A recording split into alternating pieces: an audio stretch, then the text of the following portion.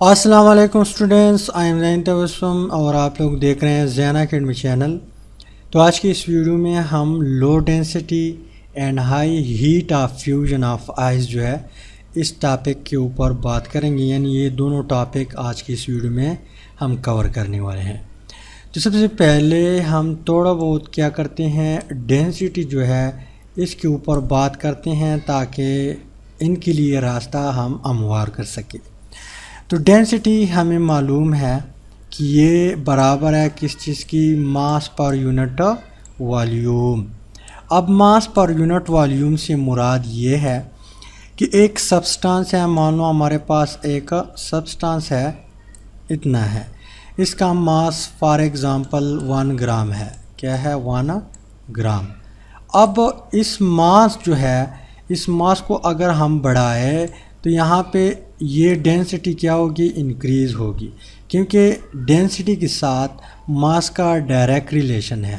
यानी मास बढ़ाएंगे तो उसकी डेंसिटी, उस चीज़ की डेंसिटी क्या होगी, इंक्रीज़ हो जाएगी। अगर मास हम घटाएंगे तो यहाँ पे साथ साथ उसकी जो डेंसिटी है वो भी घटेगी। इसी तरह इसका वॉल्यूम के साथ इन्वर्स रिलेशन है। वॉल्यूम हम बढ़ाएंगे तो डेंसिटी कम होती जाएगी, वॉल्यूम हम घटाएंगे तो डेंसिटी इंक्रीज़ होती जाएगी।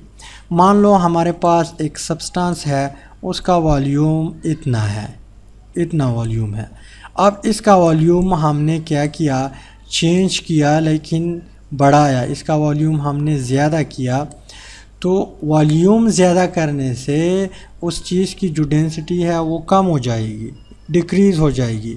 अगर हमने वॉल्यूम घटाया, यानी पहले इतना वॉल्यूम था, अब हमने वॉल्यूम कम किया इस चीज़ का, तो यहाँ पे वॉल्यूम कम करने से डेंसिटी इंक्रीज़ होगी।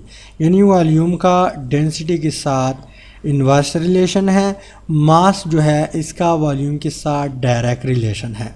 अब यहाँ पे एक पॉइंट नोट करें कि जितने भी लिक्विड है, जितने भी लिक्विड है हमारे पास, एल मीन्स लिक्विड, ये जब सॉलिड स्टेट में कन्वर्ट हो जाता है, यानी हम कोई भी लिक्विड उठाते हैं वो सॉलिड स्टेट में कन्वर्ट करते हैं, तो इसकी जो डेंसिटी है वो इंक्रीज़ होती जाएगी या इंक्रीज़ हो जाएगी। क्यों? यहाँ पे मैं आप लोगों को रीज़न के साथ समझाता हूँ।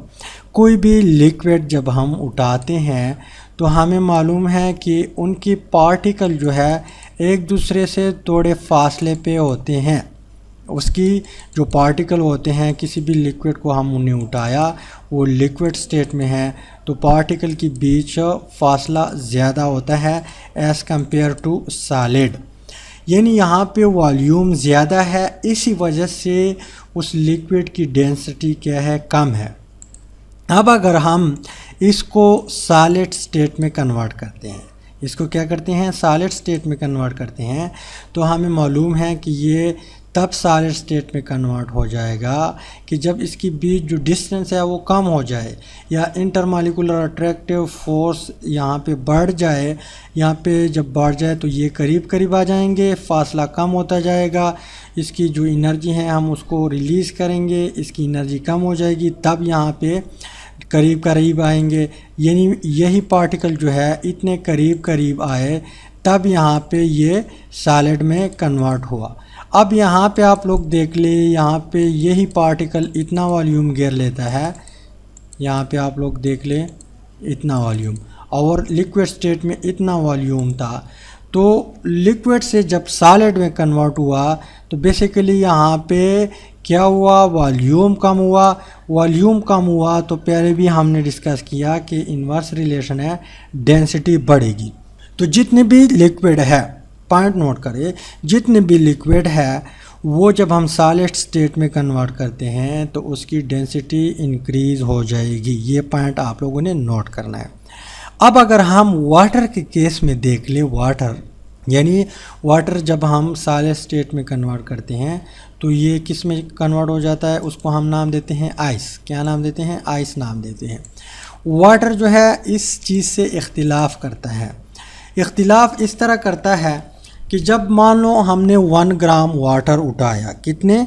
1 ग्राम वाटर उठाया और उसका जो डेंसिटी चेक किया 100 डिग्री सेंटीग्रेड पे। मान लो हमारे पास एक वाटर है, किसी बीकर में हमने उठा लिया, कितना है 1 ग्राम वाटर है, किसी भी बीकर में हमने उठा लिया, राइट।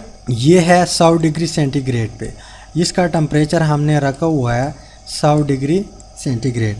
तो इसकी जो डेंसिटी होगी, डेंसिटी वो कितनी होगी, वो इज़ इक्वल टू होगी 0.95 ग्राम पर सेंटीमीटर क्यूब, यानी वॉल्यूम हम सेंटीमीटर में लेते हैं, राइट। यही 1 ग्राम वाटर का जो टेम्परेचर है उसको हम घटाते हैं तो इसके जो पार्टिकल है वो करीब करीब आते जाएंगे, तो मींस कि यहाँ पे वाटर की डेंसिटी इंक्रीज़ होती जाएगी, यानी यही वाटर 100 डिग्री सेल्सियस से हमने इसका टेम्परेचर कम किया 4 डिग्री सेंटीग्रेड तक। यही कहानी होती है, जिस तरह मैंने आप लोगों को जनरली बात की कि जितने भी लिक्विड है वो जब सॉलिड स्टेट में कन्वर्ट होते हैं तो इसकी डेंसिटी इंक्रीज़ होती जाएगी। तो यहाँ पे हम टेम्परेचर घटाते हैं 4 डिग्री सेंटीग्रेड तक, जब हम पहुँचते हैं तो इसकी जो डेंसिटी है वो मैक्सिमम बन जाती हैं, यानी ये 1 ग्राम वाटर जो है इसकी जो डेंसिटी है वो बन जाएगी 1 ग्राम पर सेंटीमीटर क्यूब। यानी पॉइंट नोट करें, यहाँ पे 1 ग्राम हमने वाटर उठाया हुआ है, उसमें बला मॉलिक्यूल होंगे, यहाँ पे वो इतने फासले पे होंगे 100 डिग्री सेंटीग्रेड पे या इससे भी ज़्यादा फासले पर होंगे। अब हम जैसे जैसे टेम्परेचर घटाएंगे ये करीब करीब आएंगे, ये पार्टिकल जो है ये करीब करीब आना स्टार्ट हो जाएंगे, करीब आएंगे 4 डिग्री सेंटीग्रेड तक ये करीब आ जाएंगे। जब करीब आ जाएंगे तो इसकी ज़ाहिर सी बात है इसका वॉल्यूम घटेगा, यानी ये इसके बजाय फिर इतना वॉल्यूम घेर लेगा, इसके बाद अब पहले इतना था 4 तक आया, टेम्परेचर हमने जब डिक्रीज़ किया तो वॉल्यूम इतना बन गया, मीन्स के कम हुआ, वॉल्यूम कम हुआ तो डेंसिटी इन्वर्सली रिलेशन रखता है वॉल्यूम के साथ, तो मीन्स की डेंसिटी बढ़ गई 0.95 से इंक्रीज़ हो गई 1 ग्राम पे आ गई, राइट। अब जब हम 4 से मज़ीद टेम्परेचर डिक्रीज़ करते हैं तो कहानी उलट हो जाती है, यहाँ पे इख्तिलाफ़ करता है जर्नल कंडीशन से या जितनी भी बाकी लिक्विड इस तरह करता है, वाटर इससे इख्तिलाफ़ स्टार्ट कर देता है। क्यों इख्तिलाफ़ स्टार्ट करता है, जब हम मज़ीद टेम्परेचर डिक्रीज़ करते हैं 4 से कम करते हैं 0 डिग्री सेंटीग्रेड पे, तो यहाँ पे जो वाटर मॉलिक्यूल है इसकी मज़ीद क्या हो जाएगी, डेंसिटी डिक्रीज़ हो जाएगी। पहले इंक्रीज़ होती थी, अब डिक्रीज़ हो जाएगी 0.91 ग्राम पर सेंटीमीटर क्यूब बन जाएगी। 100 डिग्री सेंटीग्रेड पे 0.95 थी, अब 0 डिग्री सेंटीग्रेड पे फिर वही 91 बन गई। 4 पे ये मैक्सिमम थी, 4 से जैसे हमने टेम्परेचर डिक्रीज़ किया तो फिर यहाँ पे जो डेंसिटी है उसमें कमी आ गई, यहाँ पे डेंसिटी मज़ीद डिक्रीज़ हो गई। अब ये क्यों डिक्रीज़ हो जाती हैं या वाटर इस तरह इख्तिलाफ़ क्यों करता है बाकी लिक्विड से, इसका मेन वजह ये है कि जब हम मज़ीद टेम्परेचर 4 से डिक्रीज़ करते हैं तो वाटर मॉलिक्यूल जो है वो टेट्राहेड्रल ज्योमेट्री बनना स्टार्ट करती हैं, उसमें एक ख़ास अरेंजमेंट स्टार्ट हो जाती हैं, उसमें एक ख़ास पैटर्न आ जाती हैं मॉलिक्यूल की, जो कि बीच बीच में स्पेस बढ़ जाती हैं। इसी वजह से जब स्पेस बढ़ जाती हैं उसका वॉल्यूम इंक्रीज़ हो जाएगा, वॉल्यूम इंक्रीज़ हो जाएगा तो डेंसिटी में ज़ाहिर सी बात है कि वो क्या होगी, कम हो जाएगी। यहाँ पे मैं आप लोगों को बताता हूँ कि यहाँ पे इसमें रेगुलर पैटर्न क्यों आ जाता है या ये टेट्राहेड्रल ज्योमेट्री क्यों स्टार्ट करती हैं। ये इसलिए स्टार्ट करती हैं कि इसमें हाइड्रोजन लगा हुआ है और फिर यहाँ पे मज़ीद जब हम टेम्परेचर डिक्रीज़ करते हैं तो यहाँ पे बन जाता है हाइड्रोजन बॉन्डिंग। और हाइड्रोजन बॉन्डिंग ख़ुद को इस तरह अरेंज करता है कि वो टेट्राहेड्रल ज्योमेट्री बनाना स्टार्ट करती हैं, और इस टेट्राहेड्रल ज्योमेट्री की वजह से मज़ीद यहाँ पे जो स्पेस होता है या जो वॉल्यूम होता है वो इंक्रीज़ हो जाता है। यहाँ पे हमें मालूम है कि वाटर के साथ वाटर अगर हम देख ले तो उसके साथ 2 हाइड्रोजन लगे होते हैं एक मॉलिक्यूल में। इस पर भी पार्शल पॉजिटिव चार्ज होता है due to more electronegative atom की वजह से। यहाँ पे ऑक्सीजन जो है इसके पास 2 लोन पेयर है, तो ये शेयर पेयर इलेक्ट्रॉन अपनी आप की तरफ खींच लेता है। तो इस खींचने की वजह से इलेक्ट्रॉन थोड़े इसके करीब आ जाते हैं। करीब आने की वजह से यहाँ पे पार्शली चार्ज आना स्टार्ट हो जाता है, और इससे दूर जाते हैं तो इसकी वजह से partial positive charge, partial negative charge, इसके ऊपर पार्शल नेगेटिव चार्ज, इसके ऊपर पार्शल पॉजिटिव चार्ज, राइट। अब यहाँ पे एक और मॉलिक्यूल भी होगा, वो भी क्या होगा, इसी तरह होगा। तो यहाँ पे हाइड्रोजन है, यहाँ पे मान लो हमारे पास एक और मॉलिक्यूल है, यहाँ पे इसके साथ हाइड्रोजन लगा हुआ है, यहाँ पर भी हाइड्रोजन लगा हुआ है। अब यहाँ पे आप लोग देख लें 0 डिग्री सेंटीग्रेड पे जो वाटर के मॉलिक्यूल है वो कुछ इस तरह अरेंज हो जाते हैं। यहाँ पे हमारे पास ऑक्सीजन है, ऑक्सीजन के ऊपर पार्शल नेगेटिव चार्ज, ये कहानी हमने पहले डिस्कस की। तो यहाँ पे दूसरा मॉलिक्यूल होगा, तीसरा होगा, इसके ऊपर भी पार्शल पॉजिटिव चार्ज है, इसके ऊपर भी पार्शल पॉजिटिव चार्ज, तो इसके साथ अट्रैक्शन, इसको हम कहते हैं हाइड्रोजन बॉन्डिंग, इसको भी हम हाइड्रोजन बॉन्डिंग कहते हैं। इस तरफ से भी एक और वाटर मॉलिक्यूल है, इसके ऊपर पार्शल नेगेटिव पार्शल पॉजिटिव, तो हाइड्रोजन बॉन्डिंग, यहाँ पर भी हाइड्रोजन बॉन्डिंग। तो यहाँ पर जो बीच बीच में स्पेस बन जाता है, ये स्पेस बन चुका है, यहाँ पे मज़ीद वाटर मॉलिक्यूल होंगे, वो भी हाइड्रोजन बॉन्ड बनाएगा। तो 0 डिग्री सेंटीग्रेड पे यही स्पेस की वजह से स्पेस बढ़ जाता है, मींस कि इसका वॉल्यूम इंक्रीज़ हुआ, वॉल्यूम इंक्रीज़ हुआ तो वॉल्यूम और डेंसिटी जो है इसकी बीच इन्वर्स रिलेशन है, इन्वर्स रिलेशन है मींस कि यहाँ पे इसकी जो डेंसिटी है वो डिक्रीज़ हो जाएगी। इसी वजह से टॉपिक का नाम इस तरह रखा हुआ है कि लो डेंसिटी ऑफ आइस, यानी आइस की डेंसिटी बनिस्बत वाटर यानी लिक्विड वाटर से क्यों कम है। तो यही मेन रीज़न है कि यहाँ पे वाटर की भी वाटर मॉलिक्यूल जो है उसके साथ हाइड्रोजन है, और जब हम मज़ीद टेम्परेचर क्या करते हैं घटाते हैं तो यहाँ पे हाइड्रोजन बॉन्डिंग बन जाता है। मज़ीद यहाँ पे ये एक दूसरे के करीब नहीं आ जाते, क्योंकि फिर रिपल्सिव फोर्स यानी जो रिपल्शन फोर्स है वो भी हो जाता है, यहाँ पे रिपल्सिव फोर्स भी क्रिएट हो जाता है, तो ये एक दूसरे को रिपेल करते हैं, मज़ीद ये करीब नहीं आ सकते। तो इसी वजह से यहाँ पे बुक वाले कहते हैं कि 9% 0 डिग्री सेंटीग्रेड पे जो वॉल्यूम है वो इंक्रीज़ हो जाता है। यानी अगर हम एक गिलास उठाए, यहाँ तक इसमें वाटर प्रेजेंट है, राइट। अब अगर हम इसको आइस में कन्वर्ट करते हैं तो पार्टिकल करीब करीब आएंगे, पर एक टाइम आएगा 4 डिग्री सेंटीग्रेड से जब ये टेम्परेचर डिक्रीज़ हो जाता है तो इसका वॉल्यूम बढ़ेगा, 9% बढ़ेगा, यहाँ तक जो है इसका जो वॉल्यूम है वो इंक्रीज़ हो जाएगा, 9% इंक्रीज़ हो जाएगा, और इसी वजह से आइस की डेंसिटी क्या हो जाती है, कम हो जाती है। तो ये वाटर की एक यूनिक प्रॉपर्टी है, ये किसी भी अदर लिक्विड में आपको नहीं मिलेगा।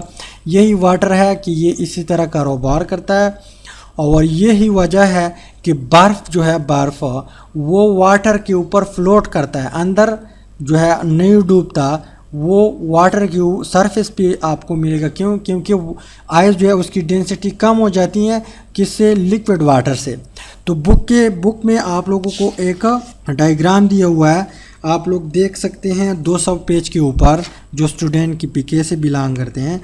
हमारे पीके बुक में पेज नंबर 200 के ऊपर 2 बीकर लिए हुए हैं, एक में बेंजीन डाला हुआ है जो सॉलिड बेंजीन है, एक में आइस डाला हुआ है। तो आइस फ्लोट करता है सरफेस के ऊपर, आपको नज़र आता है, जबकि बेंजीन जो है वो डूबता है, अंदर चला जाता है। क्यों? क्योंकि सॉलिड बेंजीन की डेंसिटी लिक्विड बेंजीन से इंक्रीज़ हो जाती है, इसी वजह से वो डूबते हैं। लेकिन यहाँ पे वाटर जब आइस में कन्वर्ट हो जाता है, इसकी मेन रीज़न की वजह से उसकी डेंसिटी डिक्रीज़ हो जाती है, इसी वजह से वो सरफेस पे फ्लोट करता है।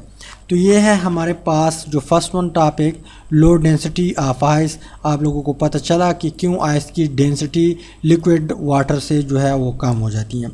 इसके अलावा दूसरा हमारे पास जो मेन टॉपिक है वो है हाई हीट ऑफ फ्यूजन, यानी लिक्विड जो है वाटर, इसकी जो हीट ऑफ फ्यूजन है वो क्यों ज़्यादा है। तो चलते हैं दूसरे मेन टॉपिक की तरफ। सेकंड टॉपिक है high heat of fusion of ice.